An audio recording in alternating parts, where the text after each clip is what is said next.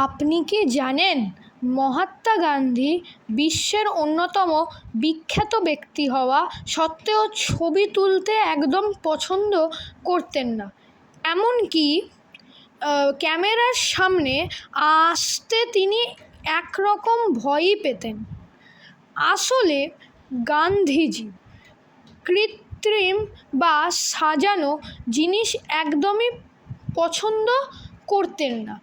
তিনি মনে করতেন ক্যামেরার সামনে পোজ দেওয়া মানে হলো নিজের আসল রূপ লুকিয়ে কৃত্রিম অভিনয় করা, যা তার আদর্শের বাইরে ছিল।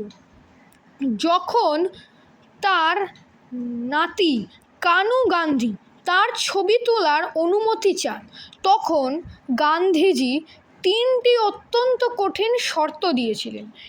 1. কখনো ফ্ল্যাশ লাইট ব্যবহার করা যাবে না। 2. গান্ধীজিকে কখনো পোজ দিতে বলা যাবে না। আর 3.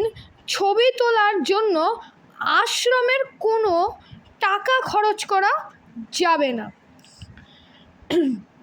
এরপর বিশ্বের সবচেয়ে বড় লাইফ ম্যাগাজিনের বিখ্যাত ফটোগ্রাফার মার্গারেট তার ছবি তুলতে এলে গান্ধীজি পরিষ্কার না করে দেন।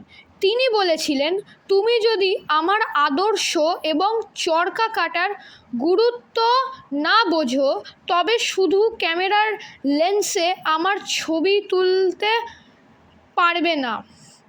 সোজা কথায় গান্ধীজি ক্যামেরার চকমকানি নয়, মানুষের মনের পরিবর্তন করতে চেয়েছিলেন। আর এই কারণেই তিনি ক্যামেরা এড়িয়ে চলতেন।